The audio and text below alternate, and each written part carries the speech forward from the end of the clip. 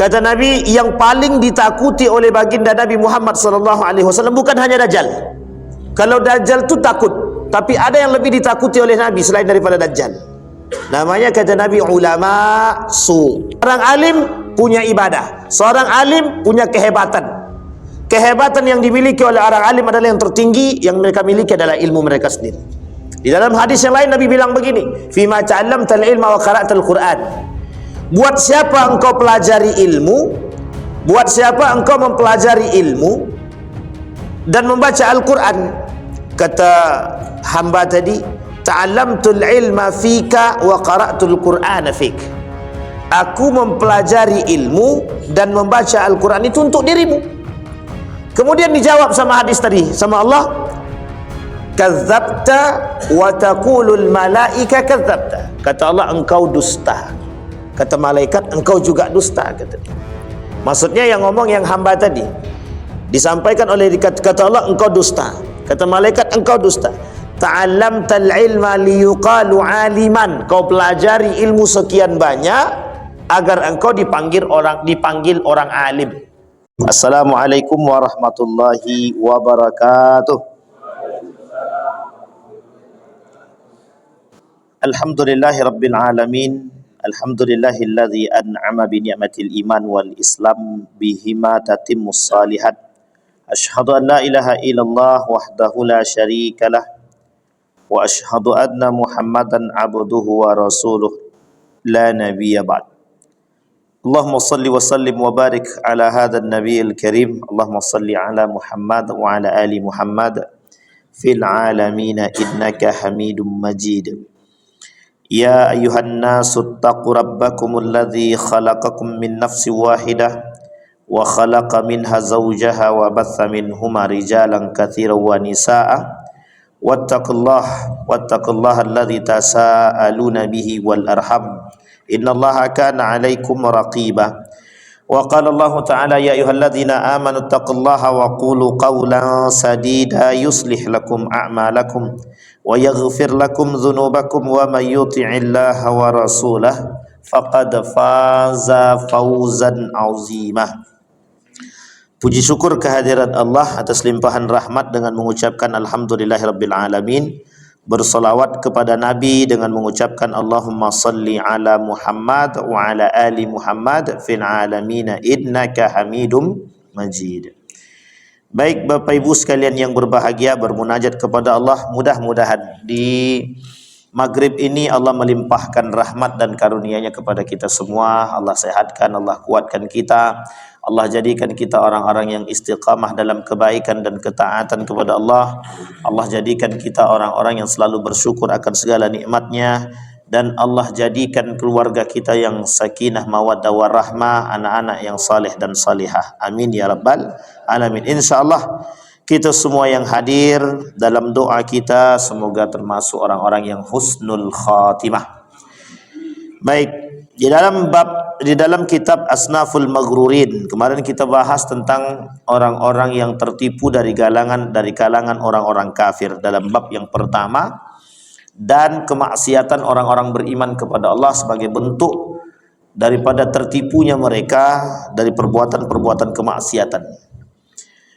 Di dalam bab Ats-Tsani fi bayani maghrurina minal mu'minin, di dalam bab yang kedua Imam Al-Ghazali menjelaskan tentang al-maghrurin. Al-maghrurin itu orang-orang yang tertipu dari kalangan orang-orang yang beriman.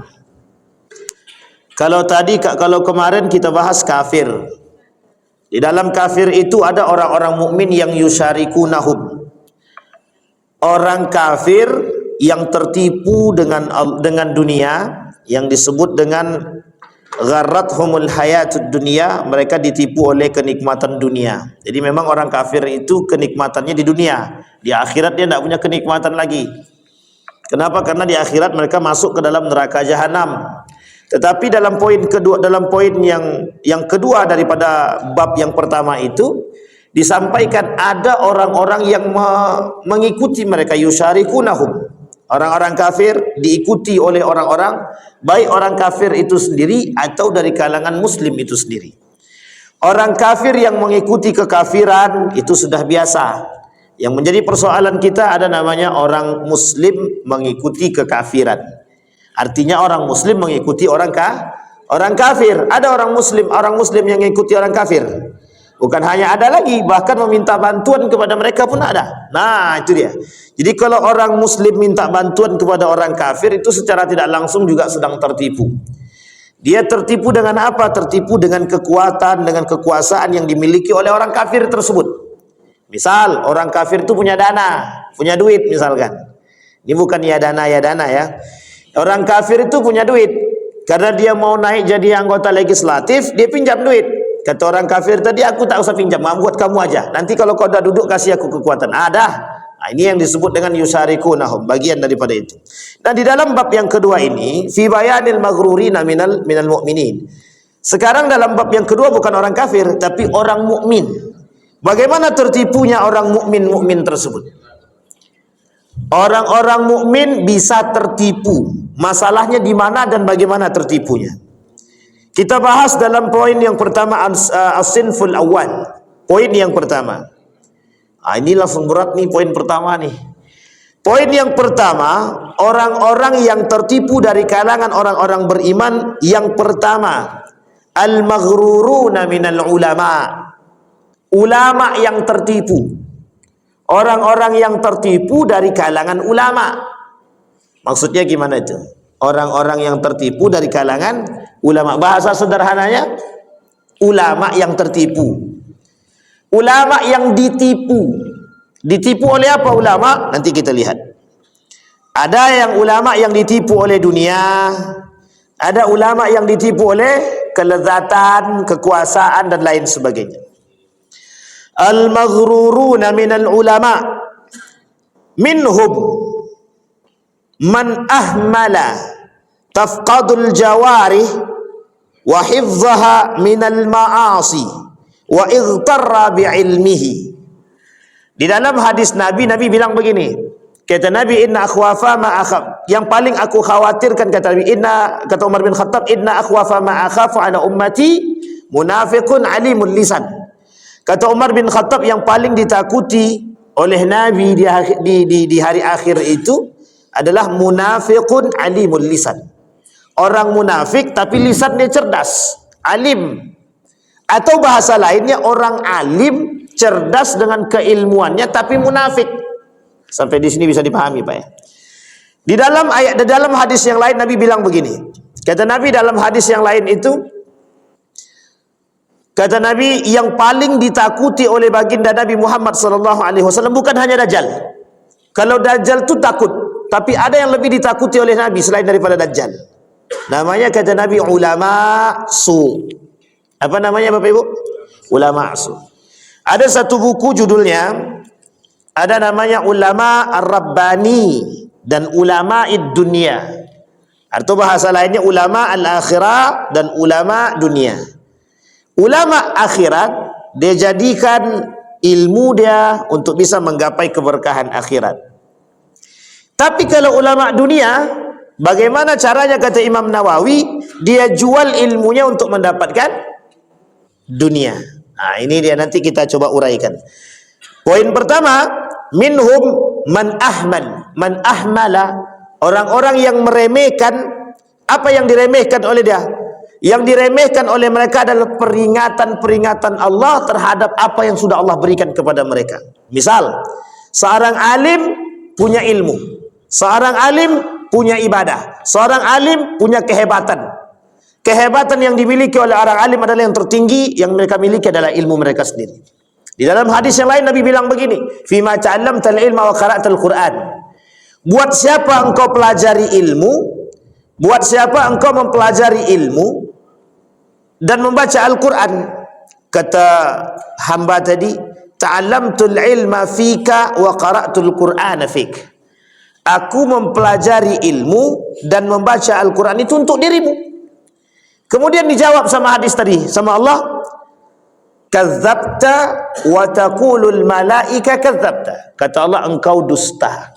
Kata malaikat, engkau juga dusta, kata dia. Maksudnya yang ngomong yang hamba tadi. Disampaikan oleh kata Allah, engkau dusta. Kata malaikat, engkau dusta. ta'allamtal ilma liyuqalu aliman. Kau pelajari ilmu sekian banyak agar engkau dipanggil orang alim. Nah, ini dia Bapak Ibu yang dimaksud Bapak Ibu. Ada orang sekarang itu ngaku diri pinter. Anak ini kan ulama, anak ini alim. Jadi jangan kalian menghina saya. Saya ini orang alim. Itu kalau dia bilang begitu tandanya itu nggak alim tuh Pak. Itu mesti tuh. Kalau ada orang alim mengaku diri dia alim itu dia mesti tidak alim tuh. Kalau ada orang baik ngaku baik dia itu mesti tidak baik dia tuh. Aku ini kan orang baik. Itu tidak. Tengok juga pas dia ngomong kayak gitu tengok wajahnya. Mesti ada yang disembunyikan dia tuh. Jadi Bapak Ibu sekalian yang berbahagia, ini penting untuk kita pahami bahwa orang alim itu memang tersandra. Orang alim itu tersandra. Tersandra oleh apa? Oleh dunia. Sehingga mereka ditipu oleh dunia. Kata Nabi dalam hadis tadi, "Fima ta'allamtal ilma ta'allamtul ilma fika." Kata Allah, engkau dusta. Kata malaikat, engkau dusta. Ta'allamtal ilma liyuqalu aliman. Engkau pelajari ilmu itu agar orang memanggil engkau alim.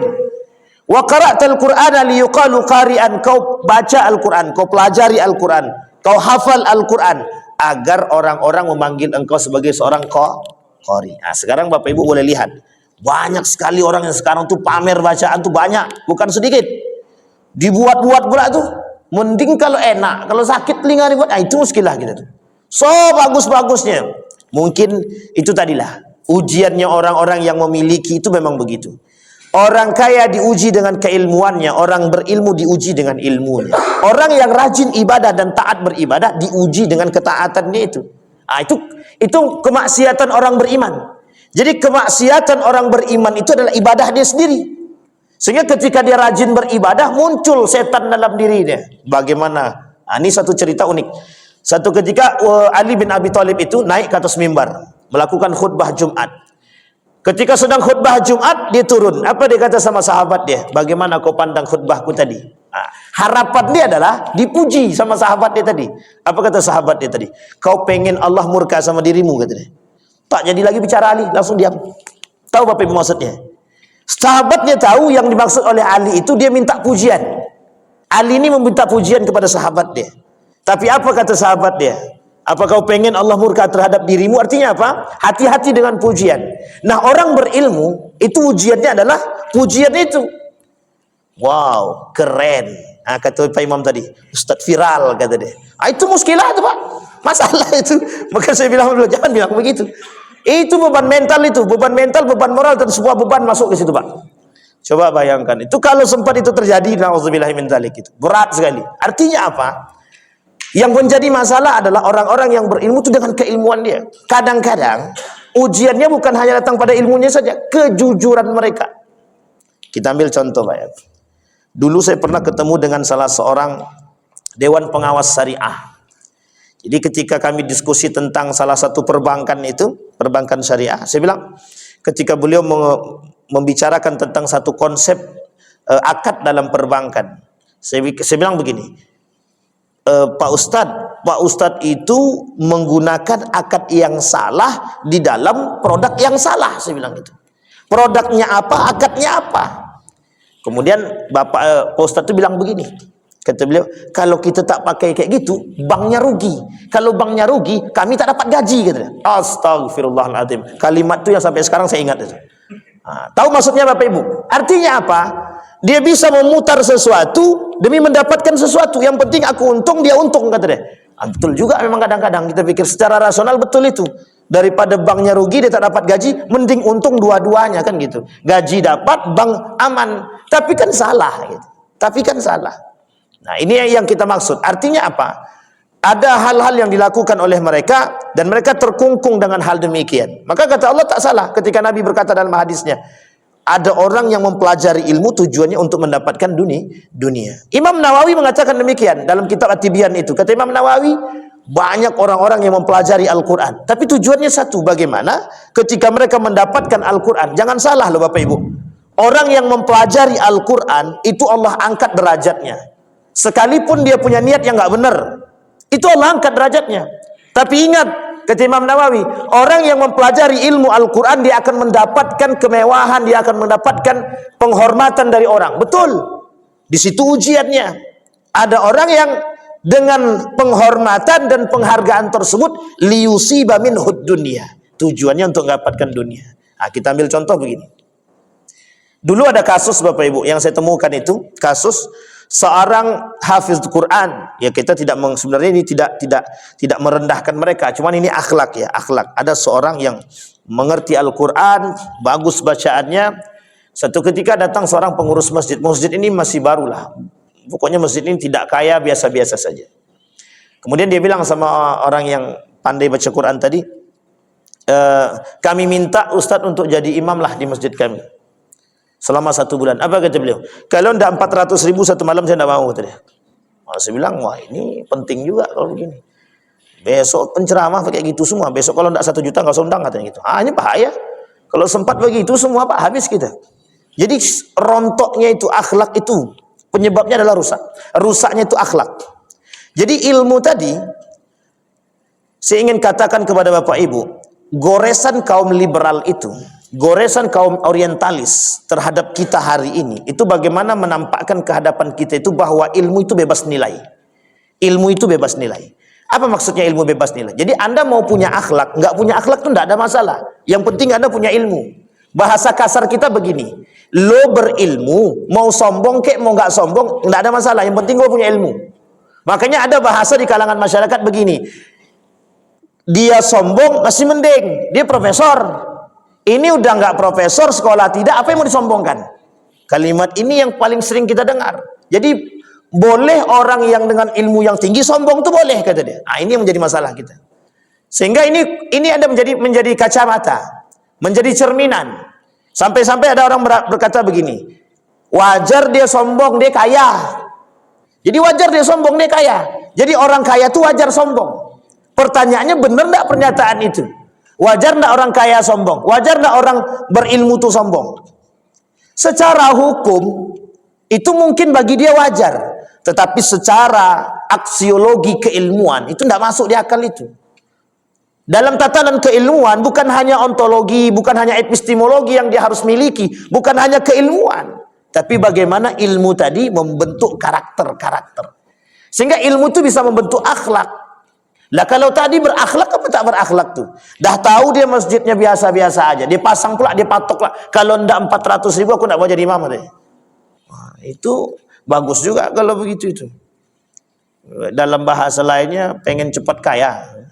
400 kali 30 berapa? Nah, 12 juta 1 bulan. Nggak ngapa-ngapain itu. Masya Allah. Kembali kepada poin tadi Bapak Ibu. Nah, dan itu menjadi kemaksiatan bagi mereka. Nah, maksiatnya orang berilmu adalah ketidakberakhlakan mereka terhadap ilmu, atau ketidakbertanggungjawaban mereka terhadap ilmu yang mereka miliki. Itulah kemaksiatan orang berilmu. Dan ingat, orang-orang berilmu itu mudah tertipu. Bahkan Allah berkata di dalam Al-Quran itu, wa minan nasi may yu'jibuka qawluhu fil hayatid dunya, kata Allah. Ada orang-orang yang berilmu itu bisa menipu orang lain dengan keilmuan mereka. Kita ini bisa tertipu dengan orang-orang berilmu. Kalaulah yang orang berilmu itu gelarnya profesor dan lain sebagainya. Mohon maaf Bapak Ibu, yang bilang jilbab, yang bilang apa namanya paskibra nggak usah pakai jilbab, itu ngomong siapa? Profesor itu. Sama kan yang bilang jilbab tidak wajib itu profesor juga. Gitu. Jadi apa ya? Yang bilang Islam itu tidak semua, yang bilang bukan hanya Islam agama yang benar, itu juga profesor itu. Banyak yang keblinger kayak gitu, banyak. Jadi mereka tertipu oleh dunia mereka gitu. Saking tingginya ilmu justru membuat mereka semakin jauh daripada nilai-nilai keagamaan gitu. Artinya apa? Mereka merasa otak mereka ini, galian ilmu mereka itu sudah terlalu tinggi. Sehingga ketika mereka tinggi dengan keilmuan mereka, mereka bebas berbicara apapun yang mereka bisa ingin bicarakan. Nah, ini yang menjadi persoalan. Di dalam dunia orientalis, di dalam dunia Eropa, ilmu itu bebas nilai. Orang yang sudah tinggi keilmuannya, dia bebas berbicara apapun yang dia inginkan. Sama seperti perilaku daripada teori Darwin. Darwin itu dianggap seorang ilmuwan. Jadi segila apapun Darwin itu, tetap ilmunya bakal dijaga. Kita ambil contoh yang lain adalah siapa namanya itu? Masya Allah, Frederick Engel. Frederick Engel sampai bilang Tuhan itu sudah membusuk, sudah mati gitu deh. Ini ada seorang ilmuwan barat. Kata dia, Tuhan itu sudah mati. Gitu. Tuhan itu sudah membusuk. Gitu deh. Jadi saking tingginya akalnya, bebas berbicara apapun yang mereka ingin katakan. Sampai mohon maaf kadang-kadang menghina Tuhan gitu. Nah, ini yang menjadi persoalan kita. Maka ightarra, kata para ulama, kata Imam Al-Ghazali, mereka ightarra bi'ilmihi, mereka tertipu dengan ilmu mereka sendiri. Wa minhum man ghafalu an qulubihim. Orang berilmu itu kadang-kadang itu keras hati. Ini mohon maaf ya, keras hati. Kok bisa keras hati? Jadi merasa paling benar. Ada namanya qaswatul qalbi namanya. Orang yang dengan ilmu dia itu bisa membuat diri dia tertipu. Apa tertipunya mereka? Ghafalu an qulubihim. Mereka kadang-kadang lupa dengan hati mereka. Jadi mohon maaf Bapak Ibu, orang berilmu, Imam Ghazali, Sayyid Nursi, kita ambil Sayyid Nursi saja. Sayyid Nursi itu tinggi, ilmunya tinggi. Sayyid Nursi itu ulama Turki yang terkenal, yang baru muncul dan dikenal oleh orang masyarakat Indonesia ketika novelnya Habibur Rahman El-Siraji keluar. Judulnya Api Tauhid. Nah, ada pernah baca belum? Belum kan? Baca. Api Tauhid. Itu muncul nama seorang ulama terkenal namanya Sayyid Nursi. Dia punya buku judulnya Rasailun Nur, dan itu sudah dibagi-bagi. Ternyata dia dikenal sebagai seorang ulama namanya Badi'uz Zaman, manusia yang paling aneh sepanjang zaman. Setelah Imam setelah Imam Syafi'i. Jadi Imam Syafi'i itu Badi'uz Zaman yang pertama, yang kedua itu disandarkan kepada Sayyid Nursi. Saking tingginya ilmu dia, Pak. Saking tinggi ilmunya. Suatu ketika ketinggian ilmu itu membuat dia terawang-awang, bimbang dengan diri dia sendiri. Semua ketika diajak debat dia menang terus. Seantera Turki itu tahu dia kehebatan ilmu dia. Badan kecil, otak cerdas, begitulah bahasanya. Sama kayak Imam Syafi'i, cerdasnya gitu. Tapi mungkin lebih cerdas Imam Syafi'i karena sudah didahului oleh Imam Syafi'i. Hafal Quran di umur yang sangat belia. Saking tingginya keilmuan dia. Satu ketika dia terusik, kok hatinya terusik. Kok tidak tenang, ada resah dan gelisah. Tapi dia tidak tahu apa penyebab kegelisahan itu. Disinilah kemudian dia mengambil sekitar 1 bulan. Dia cari tempat untuk beruzlah. Disitulah dia temukan. Makanya mohon maaf Bapak Ibu, Imam Al-Ghazali juga begitu. Saking tingginya ilmu filsafat yang dia miliki. Dia lama dengan filsafat itu, Imam Ghazali itu lama. Tapi satu ketika dia merasa gelisah, kok kayak ada yang hilang, kata dia. Inilah awal mula Imam Al-Ghazali pindah menjadi seorang ahli tasawuf. Dari seorang yang ahli filsafat berubah menjadi ahli tasawuf. Ada alasannya, ada. Maka kalau ada ulama sekarang bilang keras hati kalau berdebat tuh, memang iya. Keras hati. Orang yang suka debat tuh cepat keras hati dia. Kadang mohon maaf, setan tuh lewat dia. Sedang asik berdebat, lewat setan. Yuk, kau pasti menang, kata setan tadi. Jadi ketika dia menang, timbul rasa bangga dalam diri tadi. Nah, inilah penyebabnya, Pak. Keras hati tadi. Berarti kita tidak usah debat, Pak Ustaz. Tengok kondisi. Kalau lawannya, kalau orang itu memang menghina dan mencaci maki dan memang butuh pembuktian, kita lawan. Kalau kita diam, kita injak. Tapi kalau seandainya tidak butuh pembuktian, ya nggak perlu. Kita ambil contoh. Sekarang ini ada kasus orang menganggap diri paling benar dari satu kelompok terhadap kelompok yang lain. Kita ambil misalkan kelompok Wahabi. Menganggap diri paling benar misalkan. Kalau mereka memang ingin berdebat, debat saja, tidak ada masalah. Dengan catatan berani menerima argumen setiap kelompok. Misalkan teman-teman Salafi berani menerima kelompok, misalkan pendapat daripada kelompok misalkan Nahdlatul Ulama atau Muhammadiyah atau Persis dan lain sebagainya, atau sebaliknya. Tapi jangan saling berdebat, tapi mohon maaf, berdebat dengan syaitan. Paham maksudnya Bapak Ibu? Artinya apa? Berdebat dengan kebencian. Yang diperdebatkan keilmuan, bukan kebencian. Nah, yang sekarang Bapak Ibu tengok tuh berdebat dengan kebencian. Saling menghujat satu sama lain, ketika diajak ketemu diam semua. Ah, ini masalah itu di situ. Artinya apa? Kita butuh. Nah, keilmuan itu ketika mereka lalai dengan hati mereka, mohon maaf, orang yang tinggi keilmuan dia, itu bisa menyebabkan hati dia lalai. Sehingga mohon maaf, tidak terurus nih hati.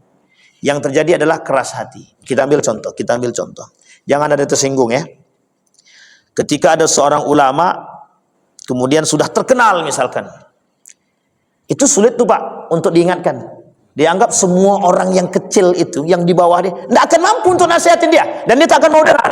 Dia akan mau mendengar nasihat dari orang yang di atas dia. Maka orang yang di bawah dia tak mau nasihat. Satu ketika ada seorang ulama, saya lupa nama beliau itu.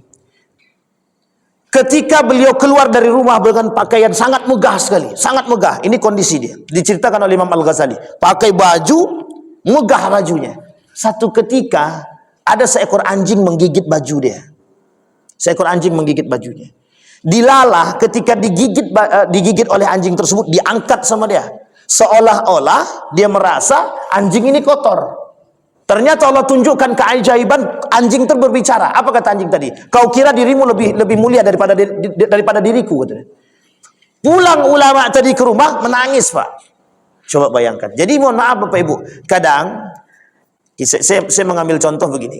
Ini saya sebutkan aja nama, tujuannya kita mengambil ibrah. Gus Baha itu ketinggian ilmunya, mohon maaf. Kalau hari ini kita lihat ketinggian ilmunya, itu agak langka manusia seperti ini.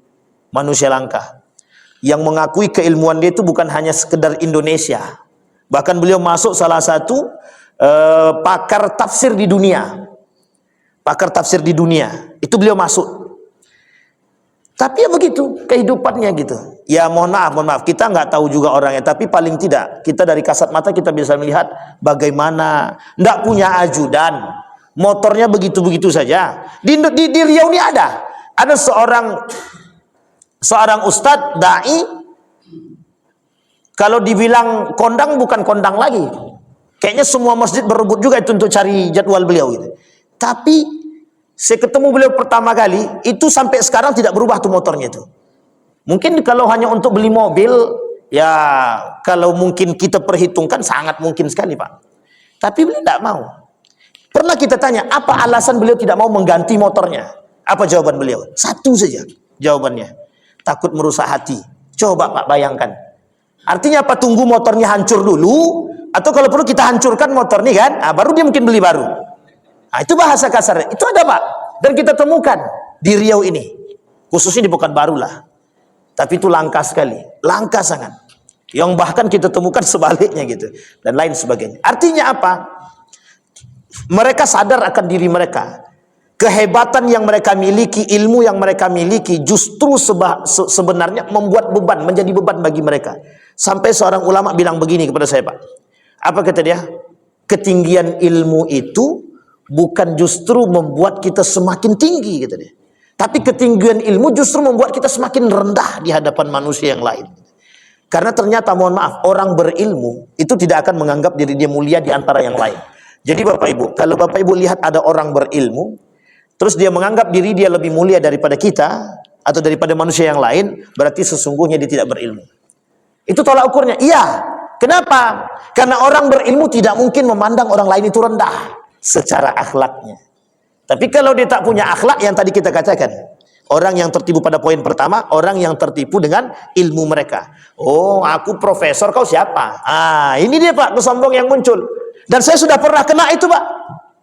Waktu saya menyelesaikan S2, belum selesai, berdebatlah kami tentang Syiah. Apa kata beliau? Waktu itu beliau sudah PhD, keluaran dari Belanda. Kau baru S2 pun belum selesai, kata dia.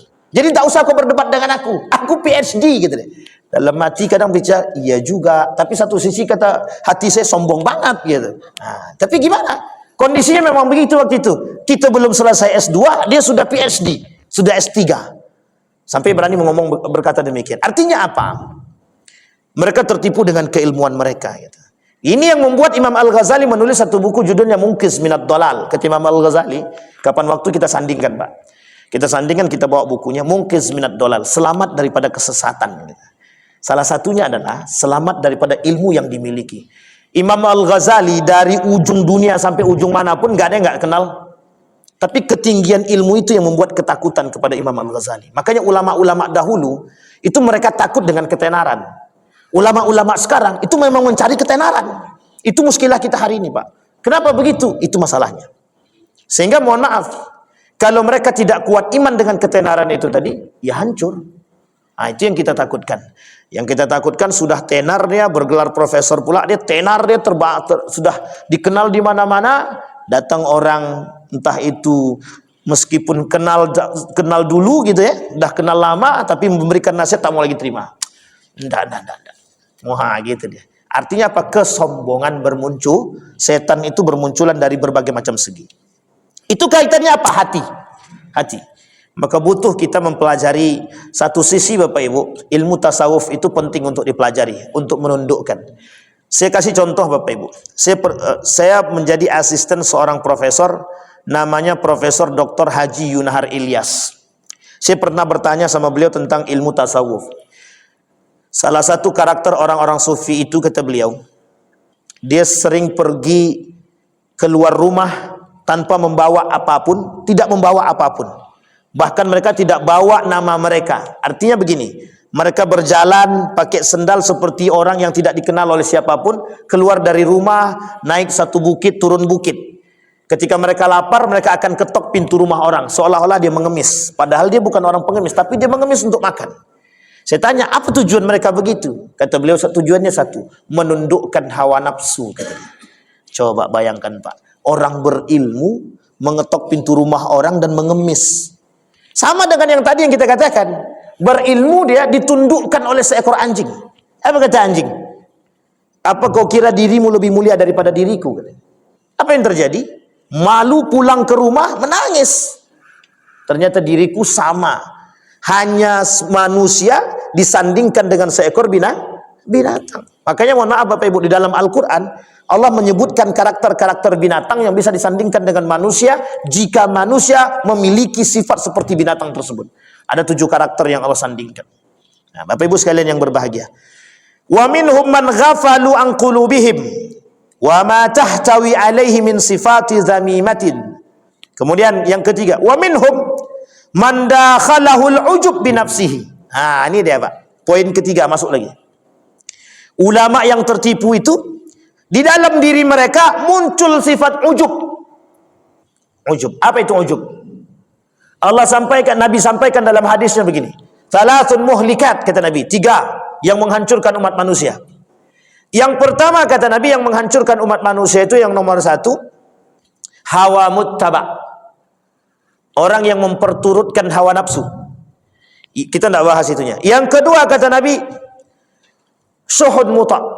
Bakhil, pelit. Kalau bahasa lainnya pekedut. Apa ya, betul ya? Pekedut pula. Kedekut. Kalau bahasa lain bukan bahlul, loki, sampilia. Itulah pokoknya. Kan itu. Bahasa Jawanya apa ya? Apa? Pedit. Itulah pokoknya. Bahlil bukan. Itu lain. Itu lain kalimat. Apa namanya itu? Bakhil, bukan bahlil, bakhil itu suhun sama. Tapi yang ketiga kata Nabi, ijabur rajul binafsihi. Orang yang suka membanggakan diri dia sendiri. Ini Bapak Ibu poinnya pentingnya. Orang yang membanggakan diri sendiri. Jadi kalau Bapak Ibu pengen lihat ada orang yang suka membanggakan diri dia sendiri, tengok dari cara dia berbicara. Ketika dia tersenyum membicarakan diri dia, itu masuk dalam poin itu, Pak. Atau mohon maaf, berkali-kali dia mengulang apa kata dia? Maaf, bukan saya mendirikan saya, maaf. Itu bagian tuh Pak. Serius saya katakan, karena mohon maaf, hati ini sulit Pak, sulit sekali untuk melihat itu sulit. Sampai kata Ibnu Athaillah begini, ada orang menyembunyikan diri dia agar orang tidak kenal, itu pun masuk dalam kategori riya. Coba, misal. Dia sembunyikan diri dia dari seorang yang alim dengan cara mencuri. Pada abad ke-17 itu ada namanya Faid Kasani, seorang wali, dianggap wali pada abad ke-7 itu namanya Faid Kasani. Orang tahu nih orang berilmu, dia pintar, alim, soleh. Tapi mohon maaf, apa yang dia lakukan? Mencuri, maling mangga. Dia maling mangga rumah orang. Apa kata masyarakat? Semakin kau maling, semakin kami tahu kalau kau wali gitu. Itu tak juga kalau kayak gitu, untung walinya kalau gitu. Tapi mohon maaf Bapak Ibu, banyak cara yang mereka lakukan untuk menundukkan hawa nafsu itu banyak. Karena memang tidak ada satupun manusia di antara kita hari ini itu yang tidak sama sekali suka dengan pujian itu. Bahkan mohon maaf, kita lebih berharap pujian daripada caci maki. Sekarang saya tanya yang hadir di sini, siapa yang hidupnya pengen sekali dicaci dan dimaki? Tidak ada tuh Pak. Aku lebih senang dihina Pak Ustaz daripada dipuji katanya. Kalau ada itu kita lihat tuh orang itu. Perlu kita tuntut ilmunya itu Pak. Kenapa demikian? Karena hampir jarang orang sekarang itu mohon maaf menerima kritikan. Kita senang dipuji tapi kita tak senang dikritik. Coba perhatikan. Baru dikritik, satu kita kritik, 100 balik kritik balik, Pak. Artinya apa? Pembenarannya 100, kritiknya cuma 1. Tapi coba kembalikan. Kita puji, 1000 kali kita puji, 100.000 dia akan memuji diri dia sendiri lagi. Keluar semua kalimat tuh. Nah, inilah yang kemudian terjadi, Bapak Ibu. Maka Imam Ali itu pernah berkata begini, penyebab kehancuran orang berilmu itu apa? Pujian, kata dia. Kata dia pujian. Sampai berani sampai Ali bin Abi Thalib pernah berkata begini, ad-dunya yaghurruk. Imam Syafi'i bilang ad-dunya yaghurruk, kata dia. Dunia itu menipu, kata dia. Yang membuat manusia, ada buku judulnya Tanyalah Aku Sebelum Engkau Kehilangan Aku, Ali bin Abi Thalib, meskipun oleh sebagian orang dikatakan ini tulisan daripada orang Syiah, tapi ada baiknya kita mempelajari poin penting daripada tulisan itu. Tanyalah Aku Sebelum Engkau Kehilangan Aku. Cari bukunya, Bapak Ibu. Itu bagus. Yang kedua, hikmah atau kebijaksanaan Ali bin Abi Thalib. Di dalam buku itu, di dalam tulisan itu, Ali bin Abi Thalib berkata begini, yang membuat manusia hancur itu apa? Pujian. Kenapa? Karena hampir tidak ada manusia yang tidak senang dengan pujian. Bahkan setingkat Ali bin Abi Thalib itu membutuhkan pujian dan sangat senang dipuji. Makanya Bapak Ibu, kita ini termasuk bagian daripada itu. Kita sangat senang dipuji, tapi kita tak mau dikritik. Padahal lebih banyak salah daripada benar. Kita tak mau dikritik. Apalagi orang yang punya derajat tinggi. Makanya mohon maaf kalau S1 mengkritik profesor, itu bukan makomnya, kata mereka. Jangankan profesor, S1 mengkritik S2 belum makomnya. S1 mengkritik S3 belum apa lagi. S1 mengkritik profesor makin gak nyambung, Pak, kata dia. Nah, coba bayangkan. Padahal di dalam Islam itu mengkritik itu, kita ambil contoh. Seorang raja Harun ar-Rasyid dikritik oleh siapa? Orang gila. Raja Harun ar-Rasyid dalam kitab Al-Uqala Al-Majanin. Raja Harun ar-Rasyid dikritik oleh orang gila. Sampai bilang Harun ar-Rasyid bilang begini, yang gila itu dirimu, kata dia. Tapi kemudian orang gila itu bilang, aku bertanya kepada semua orang yang ada di sini, kata dia. Yang di dalam, dia di kuburan itu, ditanyanya sama orang-orang yang ada di kuburan, yang dulu punya jabatan, punya kekuasaan. Loh, mana kekuasaanmu, kata dia. Dia keliling kubur, dia tanya satu-satu. Nggak ada yang jawab, kata dia. Nggak ada yang bawa sama dia. Kata Harun ar-Rasyid, berarti ente gila, kata dia. Kemudian ditembak balik sama dia. Orang gila nembak Harun ar-Rasyid. Apa kata orang gila tadi? Engkau kayakan dirimu, istanamu, pejabatmu, panglima-panglimamu, semua yang kau kayakan itu tidak engkau bawa mati. Menangis Harun ar-Rasyid. Cuma mendengar perkataan orang gila. Hari ini perkataan orang gila mana yang kita dengar? Tidak ada, Pak. Orang gila kok didengar, kata dia. Betul kan bahasa kita begitu. Tapi kan belum tentu semua itu gila. Bisa jadi gila yang dimaksud adalah gila kepada Allah. Nah, di dalam kitab Al-Uqala Al-Majanin itu rata-rata semua ulama yang ditulis dalam itu adalah gila kepada Allah. Mereka ingin ingatkan kepada Harun ar-Rasyid waktu itu, orang gila tadi, ingatkan, engkau itu di dunia engkau megahkan segalanya, tapi engkau lupa kepada Allah, kata dia. Inilah yang terjadi, Bapak Ibu. Makanya kenapa salah satu ciri karakter ulama-ulama Mesir itu, saya dapat cerita dari kawan-kawan itu, bahkan kata kawan itu gini, ada seorang ulama terkenal di Mesir itu, kalau ngajar di Al-Azhar itu, Bapak Ibu, kalau udah jadi dosen di Al-Azhar Mesir itu mesti dah kehidupannya udah jamin. Tapi cara mereka menundukkan kesombongan dalam diri mereka, ada yang tukang sol sepatu. Tahu tukang sol sepatu, Pak? Ada yang tukang pel. Saya pernah ketemu, Pak, seorang ulama dari Afghanistan, dia tukang pel Masjidil Haram. Jadi tukang pel. Kita cari tahu tuh, Pak, namanya, kita kenalan. Setelah kenalan, mohon maaf kan ketika sekarang ini kan sudah bisa kita cari buka Google kan bisa kelihatan. Ternyata bukan orang biasa. Cara dia menundukkan hawa nafsu dia datang ke Masjidil Haram sebagai pelayan, tukang pel lantai, Pak. Ada seorang kiai saya temukan di 2010 waktu saya berangkat haji, kalau saya tak salah 2010. Seorang pimpinan pondok pesantren di Jawa. Dia datang ke Mekah, itu cuman jadi tukang pel. Sudah berapa lama di sini, Pak? Saya bilang. Kami diskusi seolah-olah, mohon maaf, seolah-olah saya lebih baik daripada beliau karena beliau tukang pel. Ternyata pimpinan pesantren. Coba, ketika ditanya cuman satu jawabannya, menundukkan hawa nafsu. Artinya apa? Bagi seorang pimpinan itu sangat mudah bagi mereka untuk cari kemuliaan itu. Kalau mereka mau dipanggil itu, dihormati, sangat mudah sekali. Tapi mengapa mereka tidak lakukan? Karena berat Pak, pertanggungjawabannya berat. Nah, ini yang kemudian harus kita tanamkan. Maka mohon maaf Bapak Ibu, karena memang Nabi berkata begitu, kata Nabi. Kelak orang berilmu itu diangkat. Yurfa'ul ilmu wa yathbutul jahlu, kata Nabi. Jadi ilmu itu diangkat. Yang tersisa itu kebodohan. Kebodohan sini banyak maknanya Pak. Orang berilmu tapi tak berakhlak itu kategorinya bodoh juga. Atau orang yang bodoh beneran. Jadi orang yang bodoh beneran itu bagaimana? Ya memang tidak berilmu. Tapi poin yang ketiga, ada orang tidak berilmu tapi mengaku berilmu. Ini yang paling berbahaya Pak. Berilmu tapi tidak berilmu tapi mengaku berilmu. Baik, itu poin yang ketiga. Wa minhum man dakhalahul ujub bi nafsihi. Mereka yang suka, yang masuk sifat ujub ke dalam diri mereka sampai-sampai mereka lupa dengan diri mereka dan mereka selalu membangga-banggakan diri. Oh tenang. Itu selesai. Aku kan pakarnya di bidang itu. Nah inilah contohnya paling tidak. Aku kan pakar itu. Pakar apa? Aku pakar hadis. Nah, misal. S1, S2, S3 hadis kok. Tenang. Aku pakar hadis. Nah, kalau ada yang begitu tinggalkan aja lah. Tinggalkan. Karena Allah kata begitu dalam Al-Quran. Kata Allah di dalam Al-Quran, فَلَا تَقْعُدُ مَعَهُمْ. Jangan duduk bersama mereka. Kalau kita masih duduk bersama mereka, kata Allah, idzan antum mithluhum. Kalau engkau duduk bersama mereka, paling tidak sedikit demi sedikit engkau akan kecipratan kesombongan mereka. Nah, berat Pak. Nah, ini kajiannya tasawuf kalau begitu. Nah, ini cocok kalau Ustaz Fajri kan, atau para ustaz-ustaz yang tasawuf yang lainnya cocok tuh.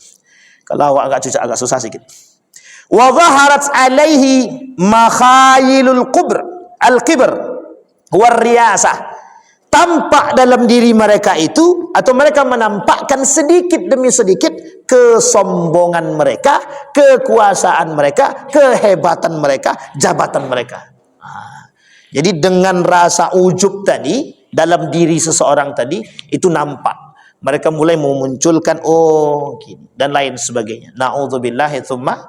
Kita selalu berdoa Bapak Ibu. Saya berharap kepada kita semua, jamaah semua, siapapun asatidnya, kita berdoa kepada Allah.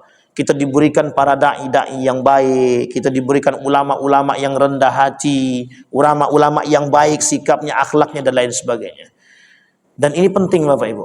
Karena saya tidak tahu apakah banyak ulama jamaah mendoakan para da'i itu atau tidak, itu kita nggak tahu. Sampai mohon maaf kita jujur-jujur aja Bapak Ibu. Coba Bapak Ibu keliling masjid itu. Di mana masjid-masjid yang mendoakan pemimpin? Kita ada Pak. Kita berharap pemimpin yang adil, tapi tak ada yang berdoa. Kita berharap punya ulama yang baik, mufti, tapi kita jarang mendoakan mereka gitu. Boro-boro doain mereka, doa diri sendiri aja lupa gitu kan. Ini muskilah kadang-kadang. Padahal kata Nabi yang terbaik itu adalah mendoakan orang lain, sehingga kita kalau perlu jangan kasih celah untuk mendoakan diri sendiri. Sebanyak mungkin doakan orang agar doa yang kita doakan kepada orang lain kembali. Baik, yang terakhir. Maksudnya terakhir dalam poin ini. Wa minhum man ahmala baqaya min khifaya au khufaya makayidus syaitan wa khabaya khad'in nafas. Jadi Bapak Ibu, mereka meremehkan tipu daya syaitan, makarnya setan. Makar setan-setan tadi dengan keilmuan mereka masuk pada diri mereka sedikit demi sedikit, dan setan kasih celah sedikit demi sedikit. Kita ambil contoh. Seorang ulama itu dia mesti menjaga diri, Maka ada cerita yang unik begini. Seorang yang alim, rajin ibadah, ketika dihadapkan seorang perempuan untuk berzina tak mau. Ketika dihadapkan untuk berbuat maksiat yang lain tak mau. Ketika dikurung di dalam rumah, ini cerita yang lama disampaikan oleh Zainuddin MZ ya. Masuk dalam rumah, jadi laki-laki yang alim tadi ditawan. Di dalam itu ada 3, disuruh berzina, dia tak mau, pilih berzina, membunuh anak, atau minum khamar. 3. Di antara 3 ini, yang paling kecil dosanya adalah minum khamar. Membunuh, faka'annama qatalan nasa jami'an. Kalau dia membunuh seperti membunuh semua manusia, artinya dosa besar. Yang kedua, kalau dia berzina masuk dosa besar. Kalau dia minum khamar memang dosa besar, tapi tidak terlalu sebesar yang lain gitu. Sehingga kata orang alim tadi, aku pilih yang nomor 3 saja. Dipilihnya siapa dipilihnya? Minum khamar tadi. Minum khamar sudah diminumnya, perempuan dizinahinya, anak pun dibunuhnya. Hilang tiga-tiga kali. Jadi setan tuh, jadi jangan salah Bapak Ibu. Dia yang paling sering kelihatan begini. Setan tuh punya celah. Jadi dengan orang berilmu tuh paling unik kata setan tuh. Paling enak menghasut orang berilmu, apalagi orang-orang yang bisa, yang mengerti. Kita ambil contoh orang yang bisa baca Quran. Nah, Pak Imam jangan tersinggung ya Pak Imam ya. Jadi apa kata setan tadi? Ayo, bacaanmu bagus kan? Kata dia. Sekarang bagus-bagus kan bacaanmu. Kalau bisa pakai surat yang panjang, kata dia gitu. Itu setan. Setan. Itu memang hasutan setan. Betul enggak Pak Imam? Ketika sudah ngomong begitu, karena muncul rasa ingin, mohon maaf Bapak Ibu, ini tersembunyi, ini kaitannya udah kajiannya Ibnul Qayyim Al-Jauziyah kata dia, penyakit hati. Dan sangat berat Pak, sangat berat, mohon maaf sangat berat. Ketika kita jadi imam dan orang senang dengan suara kita, setan masuk di situ. Nggak usah khawatir, orang kan senang dengan suaramu. Kau panjangkan sampai 15 surat pun tak ada masalah itu kata dia. Coba bayangkan. Kalau Nabi jelas kenabiannya, setan pun takut dengan Nabi. Misal Nabi sholat subuh 2 surat yang dibaca, Al-Baqarah 1, Al-Imran 1. Tapi kalau seandainya mohon maaf kita sekarang nih, jangankan surat Ali Imran, nggak usah Ali Imran lah, yang hari Jumat itu apa namanya? Surat Sajadah. Itu dah sakit jempol kita Pak. Ini perlu dipahami, surat Sajadah itu tidak wajib dibaca, tidak wajib, sunnah. Yang kita takutkan Pak, mohon maaf, besok kalau setiap Jumat orang baca surat Sajadah, generasi selanjutnya akan paham bahwa surat Sajadah itu tahu Bapak Ibu kenapa Nabi cuma 3 kali sholat tarawih di masjid? Kata Nabi cuma satu alasannya, aku takut kalau orang menganggap sholat tarawih ini wajib. Akhirnya setelah itu orang sholat di rumah semua. Barulah muncul pada masa Umar bin Khattab menjadi satu tradisi yang diamini oleh para masyarakat ketika itu. Makanya kata Umar bin Khattab, ni'mal bid'ah yang paling nikmat itu sholat tarawih itu. Itu ijtihadnya Umar bin Khattab. Sampai di sini bisa dipahami Bapak Ibu. Maka mohon maaf Bapak Ibu, kalimat ta'awuz itu oleh para ulama sangat berpengaruh dalam lidahnya atau lisannya seorang alim. Perbanyaklah berta'awuz kata dia. Karena setiap celah kehidupan kita itu tiada henti dari gangguan setan itu tidak ada. Sangat-sangat sulit. Seorang ayah yang sudah kuat menahan diri dia untuk tidak marah kepada anaknya, datang celah, datang setan tuh. Tuh tengok tuh. Semakin banyak kan, semakin kau diamkan, semakin banyak. Kata setan, dia juga kata dia. Nafsu itu naik. Inilah kemudian cara-cara setan menghasut kita itu begitu. Jadi banyak cara. Maka dalam kitab ini ada kaitannya dengan kitab-kitab tertentu. Kita ambil contoh misalkan Talbisul Iblis. Jadi cara-cara iblis untuk masuk kepada orang-orang. Nah, dalam kitab Talbisul Iblis itu ada pembahasan ulama-ulama su itu ada. Bahkan Imam Al-Ghazali dalam kitab yang lain namanya Ihya Ulumuddin itu ada pembahasan khusus dan panjang. Pembahasannya adalah tentang ulama su. Nah, itu yang perlu kita pahami dalam poin kita hari ini Bapak Ibu. Yang pertama kata Imam Al-Ghazali, orang mukmin yang tertipu yang pertama yang dibahas oleh beliau adalah al-ulama. Kenapa? Karena kelak kata Nabi yang paling berbahaya bukan dajjal tapi ulama seorang alim yang punya karakter yang buruk. Nanti kita perpanjang Bapak Ibu, masih panjang poin ulama su itu, mungkin tak selesai tak tidak. Ulama su itu. Ini abang-abang depan ini senang nih Bapak Ibu kalau udah masalah ulama su itu. Na'udzubillah tsumma na'udzubillah. Saya kira itu saja Bapak Ibu sekalian yang berbahagia, mudah-mudahan ada manfaatnya bagi kita semua. Mudah-mudahan bisa menjadi panutan bagi kita, mudah-mudahan bisa penuntun kita untuk menjadi lebih baik. Mudah-mudahan kita bisa semakin menjadi orang-orang yang dicintai oleh Allah dan diridainya. Fa'tabiru ya ulil absar la'allakum tuflihun. Assalamualaikum warahmatullahi wabarakatuh.